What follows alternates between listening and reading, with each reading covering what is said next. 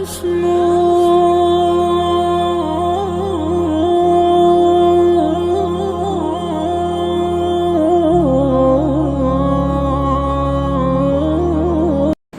الله الرحمن الرحيم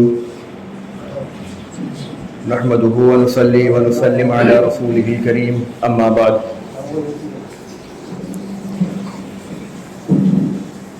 فأعوذ بالله من الشيطان الرجيم بسم الله الرحمن الرحيم محمد رسول الله والذين معه أشداء على الكفار رحماء بينهم تراهم ركعا سجدا يبتغون فضلا من الله ورضوانا صدق الله العظيم.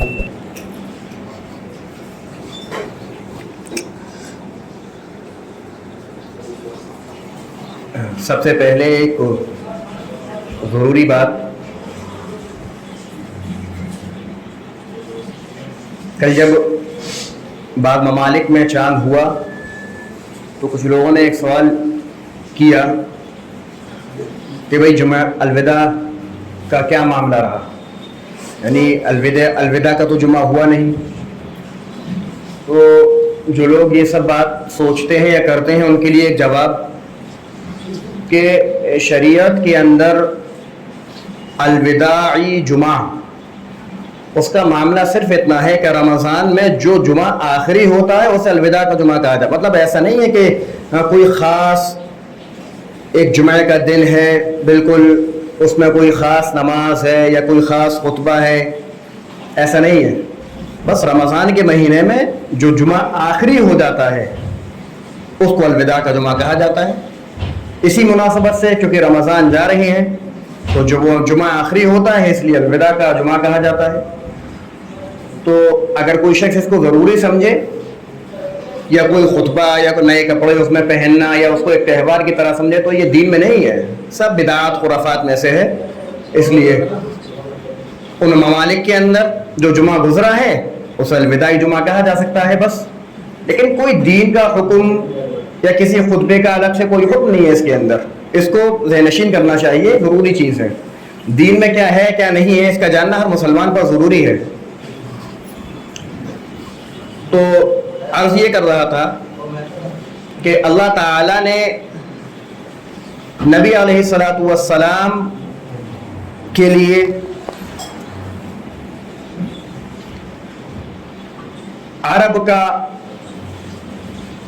عرب میں مکہ چنا آپ کی بعثت کے لیے. آپ نے اللہ تعالیٰ نے انتخاب کیا تو کون سے شہر کا کیا پوری دنیا کے اندر؟ مکہ کا، جو سب سے افضل شہر ہے، سب سے افضل، سب سے بابرکت شہر قرآن مجید میں ہے. اور اس کے بعد میں اللہ تعالیٰ نے جب نبی علیہ الصلوۃ والسلام کے لیے خاندان کا انتخاب کیا تو مکے کے سب سے اعلیٰ اور اشرف خاندان کا، بنو ہاشم، اور اس میں بھی سلسلہ وہ رکھا، یعنی آپ کے والد اور آپ کے دادا اور آپ کا سلسلہ اللہ تعالیٰ نے وہ منتخب کیا جو بنو ہاشم میں سب سے اعلیٰ، کہ اللہ تعالیٰ نے اس نسب کو ابتدا سے نبی علیہ الصلوۃ والسلام تک محفوظ فرمایا. تو آپ کے لیے انتخاب کیسے؟ اللہ تعالیٰ نے بہت ہی اعلیٰ در چیزوں کا انتخاب، آپ کے والد اور آپ کا خاندان اور آپ کا شہر، یہ سب بہت اعلیٰ تھا. تو ظاہر سی بات ہے اللہ تعالیٰ جب نبی علیہ الصلوۃ والسلام کے لیے ساری چیزوں کا انتخاب اتنے اچھے انداز میں کر رہے ہیں تو نبی علیہ الصلوۃ والسلام کے ساتھیوں کا انتخاب کیسے کیا ہوگا؟ کہ آپ کی رفاقت کے لیے، آپ کی صحابیت کا درجہ پانے کے لیے کیا ہر ایرے کیرے نتو خیرے کو اللہ تعالیٰ نے چن لیا ہوگا؟ ایسا نہیں ہو سکتا. اللہ تعالیٰ نے لوگوں میں سے جن کے قلوب کو سب سے زیادہ بہتر پایا، اللہ تعالیٰ نے ان کو چنا صحابیت کے لیے، اور ان میں سب سے افضل سیدنا ابو بکر صدیق رضی اللہ تعالیٰ عنہ. تو صحابیت کا انتخاب بھی اللہ تعالیٰ نے کیا ہے کہ جو اللہ نبی علیہ الصلوۃ والسلام کے لیے اتنا جو ہے خیال کرتے ہوں، اتنا آپ علیہ الصلوۃ والسلام کے لیے اس انداز میں انتخاب کرتے ہو کہ وقت بھی سب سے اچھا ہو، اور نبی علیہ الصلوۃ والسلام پر جو قرآن مجید اتارا گیا وہ سب سے افضل ہے، اور جس فرشتے کے ذریعے سے اتارا گیا وہ بھی سب سے افضل ہے، اور جس ذات نے اتارا وہ بھی سب سے افضل ہے، اور جس خاندان میں آپ کو بھیجا وہ سب سے اعلیٰ ہے، اور جس نسب میں بھیجا وہ بھی سب سے اعلیٰ۔ تو ایسا کیسے ہو سکتا ہے کہ صحابیت کے لیے اللہ تعالیٰ ہر کسی کو چن لے؟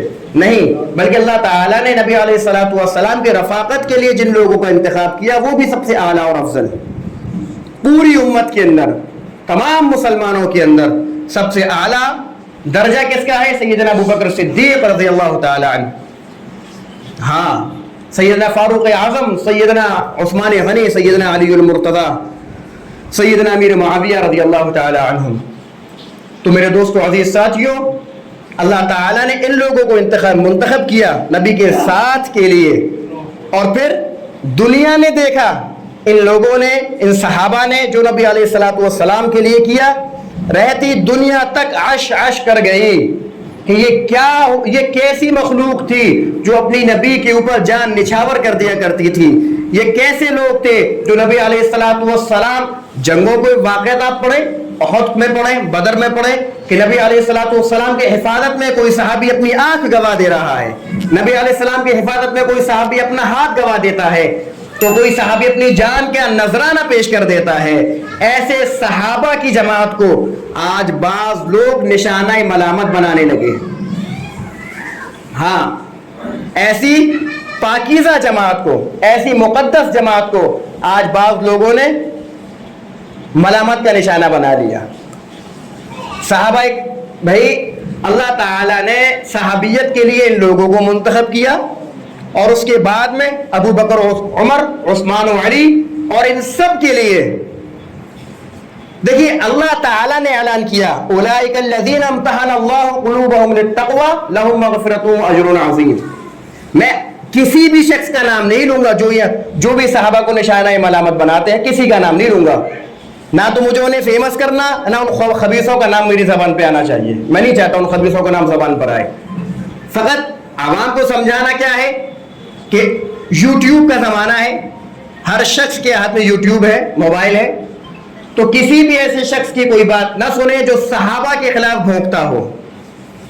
بکتا نہیں ہے، بھونکتا ہے۔ اس لیے اگر کبھی آپ کو کسی کے بیان میں محسوس ہو کہ یہ صحابہ کو نشانہ بنا رہا ہے، اس ملعون کو فوراً ہٹا دیں اور ہرگز اس کا بیان نہ سنیں، کوئی بھی ہو، کوئی بھی ہو، چاہے دکھنے میں وہ بزرگ ہو، سفید ریش ہو، وہ ملعون ہے جو صحابہ کے خلاف بھونکتا ہو، ملعون ہے، لعنتی ہے، جہنمی ہے۔ اللہ تعالیٰ نے صحابہ کے لیے، صحابہ کے قلوب پہ امتحان لیا تو کیا تقوی سے بھرا ہوا پایا۔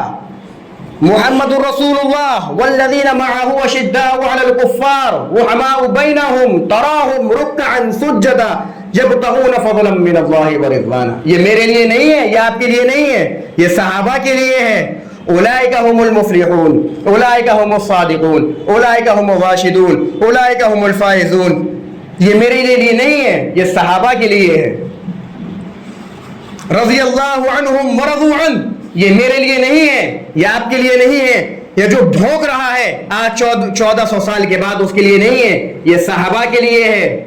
ان صحابہ کے لیے جن کو اللہ تعالیٰ نے منتخب کیا اور جن کو جانا کہ یہ میرے نبی کے لیے سب سے زیادہ بہتر ہیں، اور پھر ان کا امتحان لیا، اور پھر اس کے بعد میں اللہ نے یہ نذرانہ ان لوگوں کو دیا کہ اللہ عالم الغیب نہیں ہے، کہ اللہ کو غیب کی اطلاع نہیں ہے۔ جو صحابہ کے خلاف بھونکتے ہیں ان کو نہیں معلوم کہ اللہ تعالیٰ ہر بات سے باخبر ہے، ہر آنے والی بات سے بھی باخبر ہے، کہ اللہ تعالیٰ نے یہ نذرانے ایسے ہی اتار دیے۔ صحابہ کے باہمی مشاجرات اور باہمی جھگڑوں کو عوام کے سامنے لانا اور ان میں صحابہ کو طنز کرنا، یہ ہرگز جائز نہیں، بالکل جائز نہیں۔ صحابہ کی فضائل اور صحابہ کے بارے میں نبی علیہ السلام کا ارشاد ہے، لا تسبوا اصحابی، میرے صحابہ کو ملامت کا نشانہ نہ بناؤ، میرے صحابہ سے بغض نہ کرو۔ سیدنا علی المرتضی رضی اللہ تعالیٰ عنہ اور سیدنا امیر معاویہ رضی اللہ تعالیٰ عنہ، جو بھی باہمی اختلاف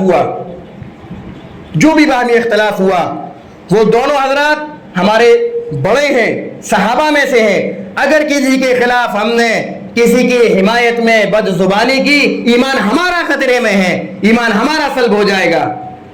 ہمارے اکابر کا کہنا ہے کہ جو شخص علماء کے خلاف بد زبانی کرتا ہے اس کا ایمان مرتے وقت سلب ہونے کا خطرہ ہے۔ تو جب علماء کے خلاف بد زبانی کرنے میں اتنی سخت وعید ہے تو جو صحابہ کے خلاف بھونکتا ہو اس کا کیا نتیجہ ہوگا؟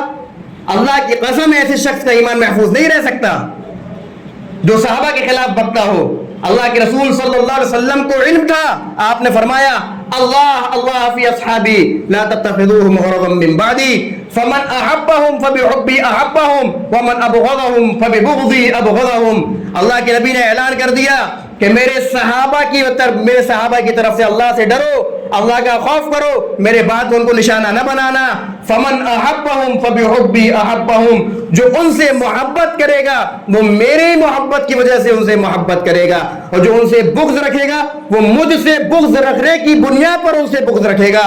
تو سن لو، جو امیر معاویہ سے بغض رکھتے ہوں، یا عمرو بن عاص سے بغض رکھتے ہوں، یا علی مرتضیٰ سے بغض رکھتے ہوں، یا ابوبکر عمر اور عثمان سے بغض رکھتے ہوں، ان کا حشر اللہ کی قسم ان کا حشر جو ہوگا کل قیامت کے روز وہ ان لوگوں سے دور ہوگا اور جہنمیوں میں کا شمار ہوگا۔ یہ بات سمجھ لیں۔ پہلے یہ جو سب و شتم کا سلسلہ تھا وہ شیعوں تک تھا، رافضیوں تک تھا۔ جب شیعوں کی بات آ گئی تو ایک بات اور کہہ دیتا ہوں۔ آج ابھی کچھ وقت پہلے ایک مرحوم جو کھڑا ہوا تھا وسیم رضوی، اس نے مطالبہ کیا تھا قرآن مجید کی تبدیلی کا کہ یہ قرآن بدلا ہوا ہے، تو اس میں شیعہ وقف بورڈ نے بڑے فخریہ طور پر کہا تھا کہ ہم سے خارج ہے اور یہ شیعہ نہیں ہے۔ سب سنیوں کو بے وقوف بنایا جا رہا ہے اور کچھ نہیں ہے۔ بہرحال میں کوئی وہ نہیں کرنا چاہتا، لیکن حقیقت حال سے واقف ہونا ضروری ہے۔ تحریف قرآن کا مسئلہ شیعوں کا بنیادی مسئلہ ہے۔ ان کی معتبر کتاب میں باقاعدہ موجود ہے قرآن کے ذریعے قرآن کو محرف کا، کہ قرآن تحریف شدہ ہے، اس کو بدل دیا گیا ہے۔ تو وسیم رضوی نے جو مطالبہ کیا تھا وہ اپنی جماعت ہی سے سیکھ کر کے کیا تھا، اس نے کہیں کوئی نئی مطالبہ نہیں کیا۔ اور پہلے تبرہ صرف شیعہ کیا کرتے تھے، رافضی کیا کرتے تھے، لیکن اب یہ تبرہ اتنا کھل گیا ہے کہ نام نہاد سنی بھی اس میں مبتلا ہو گئے۔ مشاجرات صحابہ میں سب سے پہلے دیکھیں، ایک بات سمجھ لیں، صحابہ میں جو بھی اختلاف ہوا، جنگ جمل ہوئی، صفین ہوئی، اس میں کبھی آپس میں نہیں پڑنا چاہیے بھائی۔ دونوں حضرات، حضرت امیر علی رضی اللہ تعالی عنہ، حضرت معاویہ رضی اللہ تعالی عنہ، وہ دونوں ہمارے سر کے تاج ہیں، وہ دونوں ہمارے صحابہ میں سے ہیں۔ ہم 1400 سال کے بعد ہماری کیا اوقات جو ہم علی مرتضیٰ کا فیصلہ کریں یا امیر معاویہ کا فیصلہ کریں کہ ہاں وہ حق پر ہے یا وہ نہ حق پر ہے؟ ہماری کیا اوقات ہے؟ ہم فیصلہ کریں گے 1400 سال کے بعد ان لوگوں کا فیصلہ کہ جو معیار حق ہیں، جن کا اختلاف بھی اللہ کی طرف سے رحمت ہے۔ ہاں، ان کا اختلاف بھی اللہ کی طرف سے رحمت ہے۔ کیسے؟ آج مسلم ممالک میں آپس میں جنگ ہو جاتی ہے تو کیا رویہ رہتا ہے کہ دشمن کو مٹانے کے لیے انسان اپنے دشمن سے ہاتھ ملا لیتا ہے۔ لیکن جب امیر معاویہ کے پاس ایک رومی عیسائی نے، ایک بادشاہ نے خط بھیجا کہ آپ اگر چاہیں تو علی کے خلاف میں ہم آپ کا ساتھ دیں گے، تو امیر معاویہ کے تاریخی الفاظ ہیں جو کتابوں میں لکھے ہوئے ہیں، او رومی کتے، اگر تو نے علی کی طرف نگاہ اٹھا کر دیکھی تو علی کی فوج میں سے جو پہلا شخص اس سے لڑنے کے لیے نکلے گا وہ معاویہ ہوگا۔ کیا ہوتا ہے آج؟ کیا آپسی اختلافات ایسے ہی ہوتے ہیں؟ یہ بات صاف بتاتی ہے کہ امیر معاویہ اور علی مرتضیٰ رضی اللہ تعالی عنہما میں جو بھی اختلاف رہا وہ صرف اور صرف اللہ کے واسطے رہا۔ لیکن آج بعض ایسے خبیث و ملعون پیدا ہو گئے ہیں جو ان حضرات کے مشاجرات کو اور ان کے باہمی اختلافات کو عوام کے سامنے لا رہے ہیں اور ان کو نشانہ بناتے ہیں۔ حضرت معاویہ کو نشانہ بناتے ہیں، اور بھی صحابہ ہیں، عمرو بن عاص ہے، اور بھی صحابہ ہیں، حضرت عائشہ ہے، حضرت طلحہ ہے، حضرت زبیر، ان کو نشانہ بناتے ہیں باقاعدہ۔ تو عزیز دوستو، بزرگوں، اگر کوئی دکھے، خواہ وہ ہندوستانی ہو، پاکستانی ہو، کہ داڑھی سفید ہے اور بہت بزرگ لگ رہا ہے، تو بس سمجھ لیں ہمارے یہاں بزرگی صحابہ سے طے ہوتی ہے۔ علامہ علی شیر حیدری رحمۃ اللہ علیہ کا بہت پیارا قول ہے، مجھے بہت پسند ہے، صحابہ کا جو غلام ہے ہمارا وہ امام ہے، اور جس نے گلے میں سے صحابہ کی غلامی کا پٹا اتار دیا وہ ہمارا اس سے کوئی تعلق نہیں، خواہ وہ کتنا ہی بڑا بزرگ اور اللہ والا کیوں نہ ہو۔ نبی علیہ السلام تک پہنچنے کے لیے صحابہ کا واسطہ ضروری ہے، اور صحابہ پر اعتماد نہ کرنا مطلب یہ ہے کہ وحی پر اعتماد نہ کرنا، نبی علیہ السلام کی حدیث پر اعتماد نہ کرنا۔ کوئی شخص چاہے کہ ڈائریکٹلی نبی علیہ السلام سے حدیث تو جا کے سن سکتا ہو، تو واسطہ صحابہ ہیں۔ صحابہ کو برا بھلا کہنے کی ابتدا سیدنا امیر معاویہ سے ہوتی ہے، یاد رکھیں۔ اگر کوئی شخص حضرت امیر معاویہ رضی اللہ تعالیٰ عنہ کو برا بھلا کہتا ہے کہ سمجھ لے کہ صحابہ کے سے برا بھلا کہنے کی ابتدا اس نے کر دی، اب یہ آگے بڑھتا جائے گا۔ تو ہمارا وہ ہرگز بزرگ نہیں، ہمارا وہ ہرگز پیشوا نہیں جو صحابہ کی افضلیت کا قائل نہیں، یا جو صحابہ کو معیار حق نہ مانتا ہو، یا جو صحابہ کو ان چیزوں کا مصداق نہ مانتا ہو۔ بات سنی مبتلا ہو گئے، بڑے افسوس اور احساس کی بات ہے۔ صحابہ ہماری جان ہے اور صحابہ ہماری شان ہے، اس بات کو سمجھ لیں اور دماغ میں اتار لیں، اور کسی بھی ایسے شخص کے جہاں سے میں پڑھنے کی ہرگز ضرورت نہیں ہے۔ یوٹیوب پر بھی ایسے لوگوں کو سرچ نہ کریں، ایسے لوگوں کا بیان سننا ہرگز جائز نہیں۔ میرے دوستو، بزرگوں، عزیز ساتھیوں، اللہ تعالیٰ نے اعلان کر دیا ہے کل قیامت کے روز ابو بکر، عمر، عثمان و علی، امیر معاویہ، عبداللہ بن مسعود، عمر بن عاص، طلحہ و زبیر رضی اللہ تعالیٰ عنہ مجمعین، یہ سب نبی علیہ السلام کے ساتھ ہوں گے، اور ان کے خلاف بکنے کی وجہ سے ہم لوگ نہ جانے کہاں تہیدن بن جائے۔ تو میرے دوستو، ڈرنے کی ضرورت ہے، بہت زیادہ گھبرانے کی ضرورت ہے۔ دیکھیں، باپ اور چچا میں اگر اختلاف ہوتا ہے نا، باپ اور چچا میں لڑائی ہوتی ہے تو بچوں کو کیا کام بنتا ہے؟ باپ کے ساتھ مل کے چچا کو مارے، چچا کے ساتھ مل کر باپ کو مارے۔ اگر کوئی ایسا کرتا ہے تو بہت غیر شریف اور کمینہ انسان ہے۔ چچا بھی باپ کے درجے میں ہوتا ہے، باپ تو خیر باپ ہے ہی، تو ایسا نہیں کر سکتا کہ اس کے ساتھ مل کے اس کو مارنا شروع کر دے یا اس کے ساتھ مل کے اس کو مارنا شروع کر دے، بلکہ وہ رویہ اختیار کرتا ہے کہ جو باپ بھی صحیح، باپ کو بھی اپنا انداز میں، صحیح انداز میں رکھنا ہے، اور چچا کو بھی اپنا صحیح انداز میں رکھنا ہے۔ گالم گلوچ کسی کو نہیں کرنا، ایک شریف انسان ایسا ہی کرے گا۔ تو ہمیں بھی یہی کرنا ہے کہ اگر دیکھیں صحابہ میں آپس میں کوئی تنازع ہو رہا ہے اس انداز میں کہ دونوں میں سے ایسا نہ ہو کہ کسی کی شان میں گستاخی ہو جائے، کیونکہ شان میں گستاخی اگر ہو جائے گی تو پھر ہمارا ایمان خطرے میں پڑ جائے گا۔ تو میرے دوستو، اس بات کو سمجھ لیں، اللہ رب العزت مجھے بھی عمل کی توفیق عطا فرمائے، آپ سب کو بھی عمل کی توفیق عطا فرمائے۔ وآخر دعوانا الحمدللہ رب العالمین۔